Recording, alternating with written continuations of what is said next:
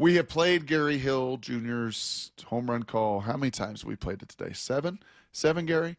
I think that was my favorite call I've ever heard of you from you last night with Cal's 33rd home run, as you said, a history book just in form that we're getting to watch. Curious if you can add any further context to what you were seeing night in and night out with our great All-Star. It's just incredible, isn't it? I live in this weird space. I live in this weird space right now of I expect him to constantly hit home runs, yet I seem surprised and amazed that he constantly continues to hit home runs. It's this unbelievable space that I'm living in, and it's like something we've never seen before. It's clearly one of the greatest first halves in Mariners history. It's probably the greatest first half a catcher has ever had in Major League Baseball, and it's just amazing to play out. And as I've talked about it, as someone who grew up here, I had a chance to watch Ken Griffey Jr. at his best in terms of home runs. And it felt like he would hit a home run every single day. And, if you're watching in person, if you were watching on TV, if you were listening on the radio, you never missed a Griffey plate appearance because it could be the one where he does it again. And I feel like for me, Cal has entered that realm where, hey, if you're at the game, that's not the time to go get popcorn. If you're in the car, you're not going to the house yet because you want to hear what Cal's going to do next. I feel like he's really in that realm. It's just incredible what he's doing. And I'm just enjoying the ride because you never know when these type of seasons come around, and we're enjoying one of the greatest we've ever seen. It's interesting, Gary. You said that we have not seen this before, and certainly not from a catcher and the things that he is doing ever at this point of a season from that position as a switch hitter to boot. But we did see it in 1998 as you put that graphic up, as you referenced last night on that call. It was 98 that Ken Griffey Jr., like Cal Raleigh, hit his 33rd home run before July 1st. And so we did see it in 98. If you remember, where were you in 98 that year watching Ken Griffey Jr. do really what Cal has done this first half? Oh yeah, I was in college at the time, and it's so funny that it's just so similar to me in that you get amazed by what he did it again. He homered again. How is this possible? How does he keep doing it every day? And that's exactly the same feeling I had. So it's funny that the numbers parallel because the feeling is exactly the same. And then, I keep wondering, okay, how are teams going to change what they're doing to Cal? And we saw that against Minnesota and Texas a little bit because I think both those teams, Cal has hit 5 home runs against this year. So I think both those teams got sick of Cal Raleigh. And I think the opposing crowds got pretty sick of Cal Raleigh. So we saw some adjusting, especially with guys aboard. So I am curious what we see moving forward with Cal if teams continue. Now, there's going to be times like last night where, you're going to have to pitch to them. But with guys aboard, I am curious to see if we start seeing more intentional walks moving forward. Yeah, Gary, on that note, I think we keep seeing it over. We've saw it 4 times in the series against Texas, the intentional walks.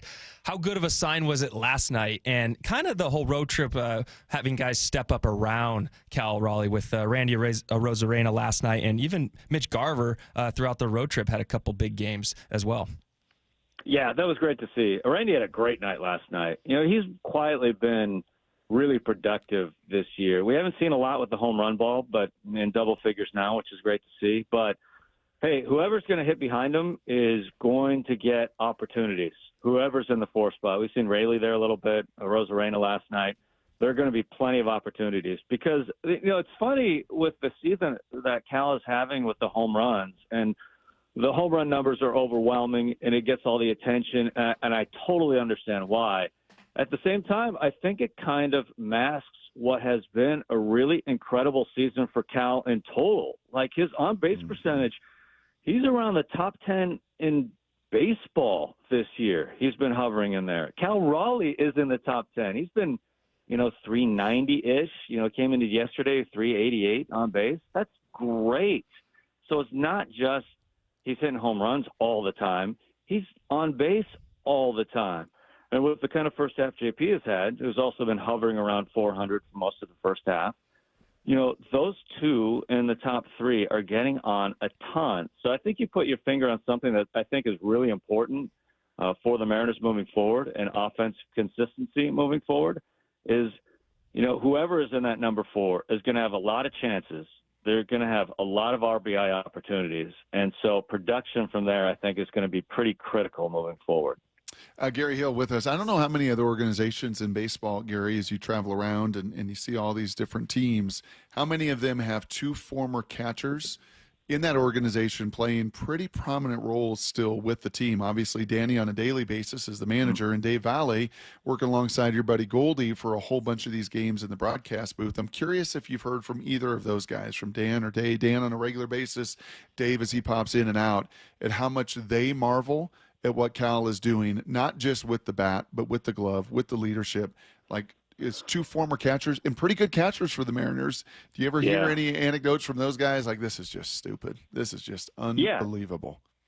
No, that's exactly what it is. And the conversations that I like to have with those guys is, and I was just talking about this with Dave Valley the other day, it's all the stuff that we don't see that goes into what catchers do, which is part of the reason why you don't see catchers do this.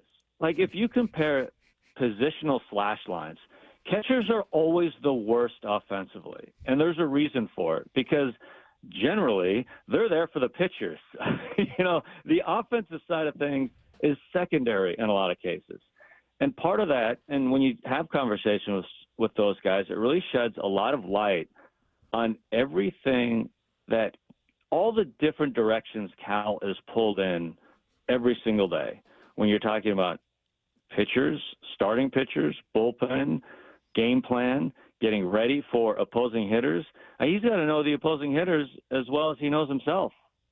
Think about starting a 4-game series against Kansas City and all the cramming he has to do before that series starts. And, he hits from both sides of the plate. And it's also not a coincidence that he's playing every single day as well. You think about all the time he's got to take to get his body ready. I mean, it is really unbelievable. It's all the stuff that we never see. We just see him go on the field, do his thing as a catcher, hit his home runs. But there is so much time, effort, and work involved every single day to make everything happen. Because, all the stuff with the pitching staff, the game plans, all that stuff has to happen every day as well, and he continues to do it. And so that's what I find incredible, and it's really fun to get the insight from those guys who have been there and have experienced it. And you're right. I mean, that's the reaction. It's like, this is stupid. I can't – this is unbelievable. This is still happening. It is really incredible. We just we can't talk enough about Cal Raleigh, really. But I'm gonna pivot the conversation toward another hitter, a guy that – I think personally we've seen make a little bit of progress with he's kind of hit some singles, striking out a little less. Some people might see that as a negative thing, the way he's hitting the ball on the ground. And that's Julio. What do you make of his plate appearances, throughout the last couple weeks? And do you see him catching getting in one of those Julio hot streaks here in the future? I hope so, because those are super fun. And when we've seen those, he can absolutely carry a team. And the thing that I have liked as of late is he's really hitting the ball hard. In Texas, he hit 7 balls in that series over 100 miles per hour. So that's great. And he had 6 hits out of those 7 balls, one of them a double, all singles. So I think, we're all in the same boat. We'd like to see more power from Julio. And that's kind of, when I think about his first half, that's kind of been the only thing missing for me. I think he's had a very, underrated first half. And I understand the conversation around Julio usually revolves around expectations for Julio, because we all have super high expectations for him and the player he can be. But I think he's had a super productive first half. I think his defense in center field in particular has been incredible. I mean, he rates out as truly one of the best defenders in all of baseball, regardless of position, and he's doing it at a premium position. So I think he's done a lot of little things great. And so when you see him go on these huge binges, especially power binges, it usually starts with him hitting the ball hard, and he's been hitting the ball hard. So hopefully the power comes with it, because then you can start dreaming on what this offense could be, especially at the top, with JP kind of doing his thing, getting on base, Cal doing his thing. And if you have Julio in one of those grooves, that's really tough to contend with if you're an opposing team. How's Gary Hill doing with 11 games in 11 days? How's the body? How's the voice? How's the vocal cords? You good? I'm doing great. All I have to do is sit there, though. Yeah. I don't have to do anything. Yeah, I mean, what is this kind of stretch like? And obviously 6 more of these puppies now. You get to do it at home, and the weather's going to be great and all that, and the All-Star break is right around the corner. Yeah.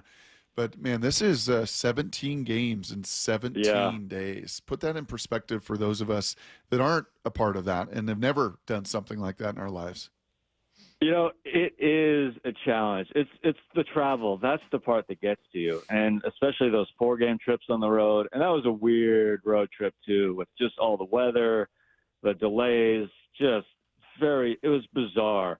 And the tough part is you get home late at night on a Sunday, and then you see your family because you haven't seen them in a week and a half, and it feels like you see them for 5 minutes, and then you're right back at the ballpark with no off day yesterday. And so that's kind of the challenge. You're back home, and then you're pulled in all different kinds of directions because you have a real life, and then you're right back at the ballpark, and you're playing the Royals, and that's the challenge of the whole thing. And I do marvel at, I'm just sitting there yapping. I don't have to do anything. But those guys, after a long plane ride yesterday, a really tough road trip, they're right back at it today, which gets back to the Cal conversation, too, it's really – the grind of it is real. And the travel thing with the Mariners in particular, that's real. Like no matter how well you travel or how comfortable you are, that's time that you're in the air. That's a lot of time in the air.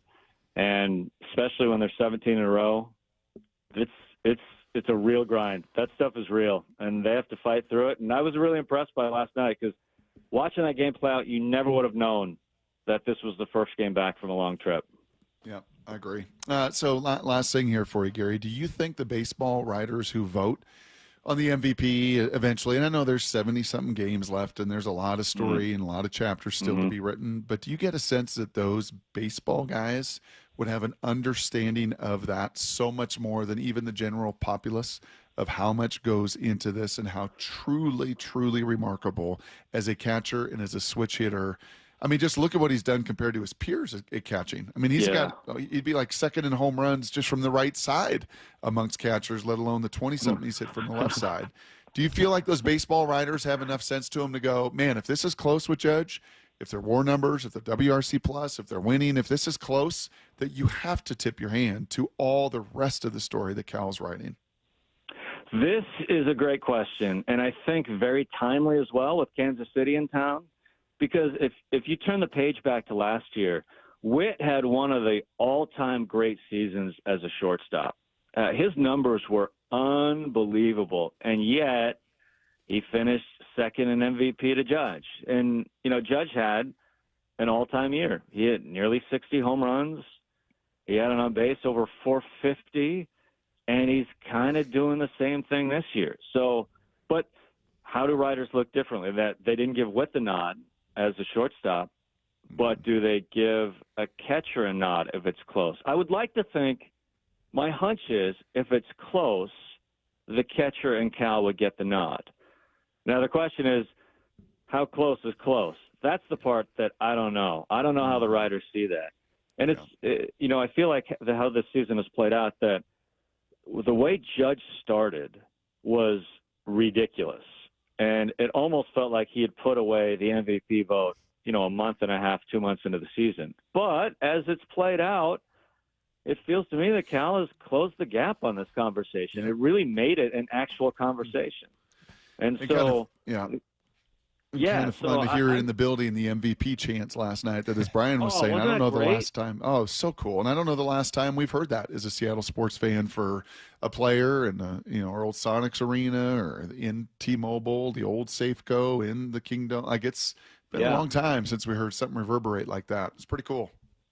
It's amazing. He's having an MVP quality season. And whether he wins it or finishes second, it doesn't take away from the season he's having. Because in another year, he would be no question. It just so happens Judge is a unicorn and he's been marvelous so far this year. But those MVP chants, he's earned them, man, and I love it. I love when they're ringing through the building.